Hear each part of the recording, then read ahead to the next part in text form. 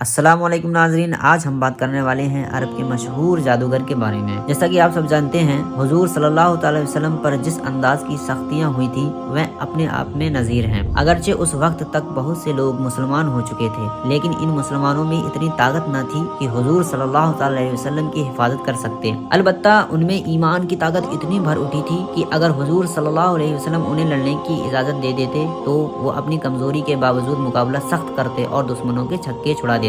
تو دوستو، جب حضور طائف سے تشریف لائے تو دشمنوں نے پہلے سے بھی زیادہ سختیاں شروع کر دی۔ پہلے گنڈے بدماش دھول پھینکتے، کیچڑ اچھالتے اور پتھر مارتے تھے۔ اب اپنے کو شریف کہنے والے بھی یہی حرکت کرنے لگے تھے۔ حضور صلی اللہ علیہ وسلم جہاں جاتے اور جس راستے سے گزرتے، جس جگہ ٹھہرتے، ابو لہب سائے کی طرح ساتھ لگا رہتا۔ اگر حضور صلی اللہ علیہ وسلم کسی سے بات کرتے تھے تو ابو لہب اپنے باتیں شروع کر دیتا تھا۔ دوستو، عرب میں بہت سی جگہوں پر میلے لگتے۔ ان میلوں میں دور دور کے قبیلے آتے، گھوڑ دوڑ ہوتی، دنگل ہوتے، شاعری میں مقابلہ ہوتا اور ہفتوں میلے لگے رہتے۔ حضور صلی اللہ علیہ وسلم ان میلوں میں جا کر تبلیغ اسلام کرتے تھے۔ دوستو، عکاظ عربوں کا ایک مشہور علمی اور قومی دنگل تھا اور شاندار میلہ بھی۔ سو کو سے لوگ آ کر اس میلے میں شریک ہوتے۔ عرب کے مشہور پہلوان، لڑاکو، شاعر، کاہن و عراف سبھی آتے تھے۔ ہر فن کا مقابلہ زوردار ہوتا تھا۔ حضور صلی اللہ علیہ وسلم اس میلے میں تشریف لے گئے۔ وہاں قریش کے تمام بڑے لوگ بھی موجود تھے۔ ایک دن آپ ایک عام راستے پر کھڑے ہو گئے اور لوگوں کو جمع کر کے ایک تقریر کرنے لگے۔ اگرچہ حضور صلی اللہ علیہ وسلم جانتے تھے کہ یہ کفار کا مجمع ہے،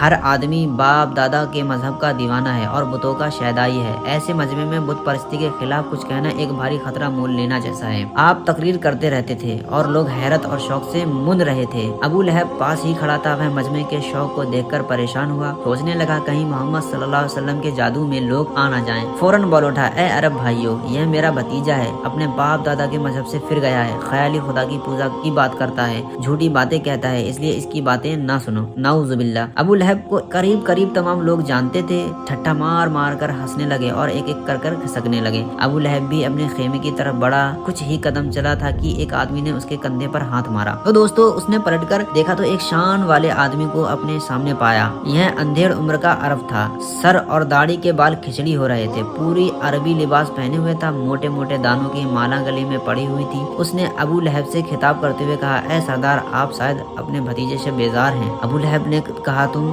صحیح کہتے ہو میرے بھائی، میرے بھتیجے محمد نے ہمارے دین میں، ہمارے قبیلے اور شہر میں تفرقہ ڈال رکھا ہے اور میری قوم اس سے تنگ آ گئی ہے۔ عربی آدمی نے کہا، شاید آپ نے مجھے پہچانا نہیں۔ ابو لہب نے کہا، آپ کو کون نہیں پہچانتا، آپ عرب کے مشہور جادوگر یمن کے باشندے ہیں، مشہور قبیلے سے تعلق رکھتے ہیں، آپ کا نام جماد ہے۔ عرب آدمی نے کہا، ہاں آپ نے خوب پہچانا، میرا نام جماد اجدی ہے، واقعی میں عرب کا جانا پہچانا جادوگر ہوں، تمہارے بھتیجے پر کسی نے جادو کر دیا ہے، میں جادو کے زور سے انہیں اچھا کر دوں گا۔ تو دوستو، ابو لہب نے کہا، اگر تو میرے بھتیجے کو اچھا کر دے اور وہ نئے مذہب کی تبلیغ چھوڑ دے تو تجھے 100 اونٹ اور 100 اشرفیہ دوں گا۔ جماد جادوگر نے ہنس کر کہا، یہ تو بہت بڑا انعام ہے، لات و عزا کی قسم، میں ان کا علاج کر دوں گا، جب انہیں آرام ہو جائے گا آپ کو اپنا وعدہ پورا کرنا ہوگا۔ تو دوستو، ابو لہب نے کہا، ضرور پورا کروں گا جماد، میرے علاوہ ابو جہل، ولید اور ابو سفیان، عتبہ اور دوسرے لوگ بھی، بڑے بڑے لوگ بھی تجھے انعام دیں گے۔ تو اچھا ٹھہرو، جماد نے کہا، میں تمہیں کو اپنی جادوگری دکھاتا ہوں۔ ابو لہب نے کہا، تنہا مجھے دکھانے سے کچھ فائدہ نہیں، میرے خیمے پر چلو، وہیں قریش کے سرداروں کو بلاؤں گا، سب کے سامنے دکھانا۔ جماد جادوگر راضی ہو گیا۔ تو دوستو، دونوں چل کر ابو لہب کے خیمے پر پہنچے۔ ابو لہب نے سب کو بلوا لیا اور تھوڑی دیر میں سبھی آ گئے۔ خیمے کے سامنے سبھی میدان میں بیٹھ گئے۔ دوستو، چونکہ میدان بازار کے سرے پر تھا، اس لیے سینکڑوں آدمی بھی ادھر ادھر آ کر جمع ہونے لگے۔ جب خوب بھیڑ ہو گئی تب ابو لہب نے جماعت سے کہا، اب دکھاؤ تم کیا دکھانا چاہتے ہو۔ جماعت جادوگر بیچ میں آ کر کھڑا ہو گیا۔ اس نے چاروں طرف سے لوگوں کو ہٹا کر بیچ میں ایک دائرہ کھینچا اور اس میں کھڑا ہو کر بولا، اے عرب بھائیو، تم نے میرا نام ضرور سنا ہوگا،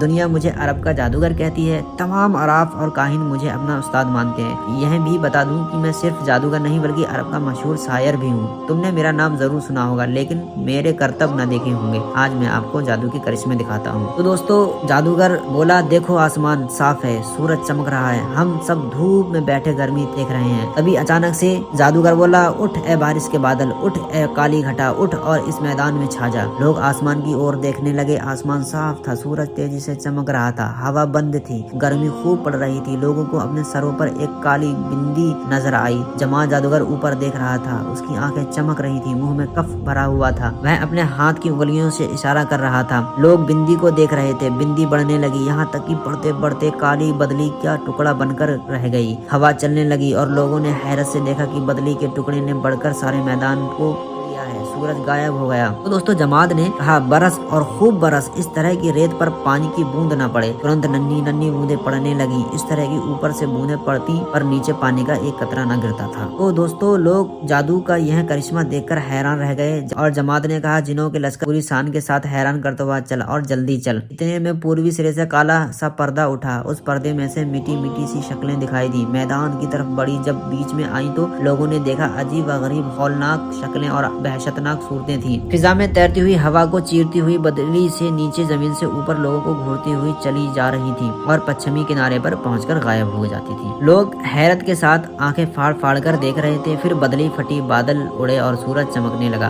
गर्मी बढ़ गई। तो दोस्तों जब लोगों को हैरत हुई तो उन्होंने जमात को देखा। जमात सर झुकाए आंखें बंद किए खड़ा था। लोग जमात के इस करिश्मे को देखकर दंग थे। उन्होंने आज ऐसा करिश्मा देखा जिसने उन्हें ताज्जुब से भर दिया था और वह बहुत खौफ में भी पड़ गए थे। जमात ने धीरे धीरे सर उठाया। लोगों ने क्या देखा, उसकी आंखें लाल थीं और चमक रही थी। किसी को उसकी आंखों की तरफ देखने की हिम्मत ना हुई। तो दोस्तों अबू लहब ने कहा, जमात तुम वाकई जादूगर के उस्ताद हो। आज तुमने करतब दिखाया जो कभी ना देखे। अब हम सबको यह यकीन हो गया है कि तुम अपने जादू के जोर से मेरे भतीजे यानी मोहम्मद सल्लल्लाहु अलैहि वसल्लम को ठीक कर दोगे। हमें अफसोस है कि हमने तुमको पहले क्यों नहीं बुलाया। अगर तुम आ जाते तो यह फितना न बढ़ने पाता। मगर अब भी कुछ ज्यादा नहीं बिगड़ा है। मैं तुमसे इल्तिजा करता हूँ कि तुम मेरे भतीजे को संभाल दो, उनका इलाज कर दो। जमात जादूगर ने कहा, अगर आप बुला सकते हो तो अपने भतीजे को बुला लो। देखिए मैं किस तरह और कितनी जल्द उसका इलाज करता हूँ। मैं बुलाता हूँ, उम्मीद है कि वह आ जाएगा। यह कहते ही अबू लहब ने एक गुलाम को भेजा और उसे हिदायत कर दी कि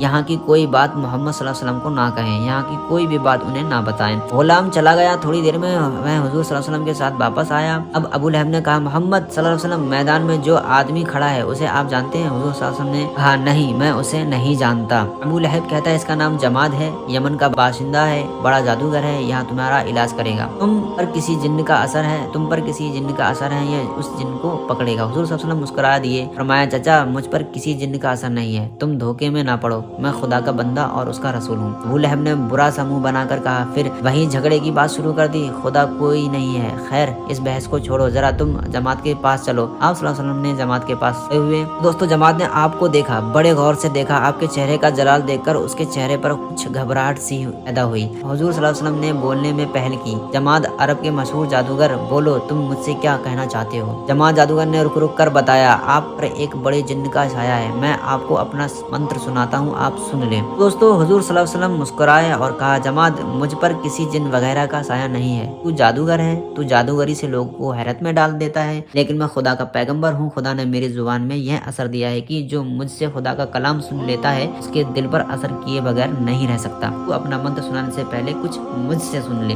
दोस्तों जमात जादूगर ने कहा, अच्छा आप ही फरमाइए। चुनांचे आपने पढ़ना शुरू किया। जब हुजूर सल्लल्लाहु अलैहि वसल्लम ने कुरान पाक की तिलावत करना शुरू कर दी तो उसने मेहरबानी करके जरा फिर यही लफ्ज दोबारा बयान फरमाइए। आप सल्लल्लाहु अलैहि वसल्लम ने फिर यही लफ्ज दोहराए। जमात जादूगर बड़े गौर से सुनता रहा।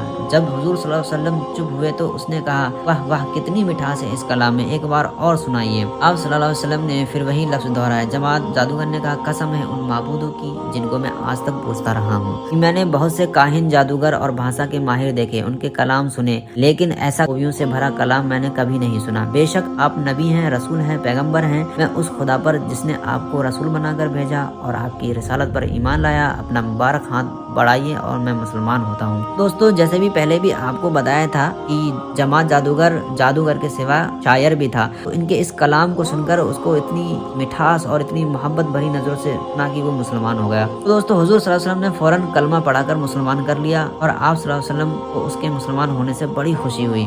जमात ने मजमे से खिताब करते हुए कहा, ऐ बातिल माबूद के पुजारियों, सुनो और कान खोलकर सुनो। हजरत मोहम्मद सल्लल्लाहु अलैहि वसल्लम पर किसी जिन वगैरह का साया नहीं है, यह खुदा के पैगंबर ہیں اس کے بندوں کو ہدایت کا راستہ بتانے کے لیے بھیجے گئے ہیں۔ میں مسلمان ہو گیا، تم سب بھی مسلمان ہو جاؤ، خدا کی قسم مسلمان بن کر انسان بن جاؤ۔ دوستو ابو لہب اور دوسرے عرب کے سرداروں کو اس کی باتیں بہت ناگوار گزری۔ ابو لہب جھلا کر کھڑا ہوا اور بگڑتے ہوئے بولا، جھوٹا ہے تو، فریب ہے تو نے ہم کو دھوکہ دیا، خود ہی کہا کہ میرے بھتیجے صلی اللہ علیہ وسلم کا علاج کر دوں گا، خود ہی مسلمان ہو کر دوسروں کو بھی اسلام کی دعوت دینے لگا۔ اگر مجھے عام خریجی کا خطرہ نہ ہوتا تو میں تجھے یہیں پکڑ کر ہلاک کر دیتا۔ جماعت رضی اللہ تعالیٰ عنہ بولے، اے سرکش جدی انسان، تجھے اسلام اور مسلمان سے دشمنی ہے، تو مسلمان ہونے سے اس وجہ سے ڈرتا ہے کہ تیرے منصب کو دھکا لگے گا، خاندانی منصب ہاتھوں سے نکل جائے گا، تو دنیا کا طالب ہے، دنیا کا کتا ہے، ابھی تک تیرے پاس وقت ہے، سوچ لے، مسلمان ہو جا ورنہ پچھتائے گا، خدا کی قسم روئے گا۔ دوستو ابو لہب نے غصے سے کانپنے لگا، بولا، ٹھہر گستاخ، ابھی تیرا خاتمہ کرتا ہوں۔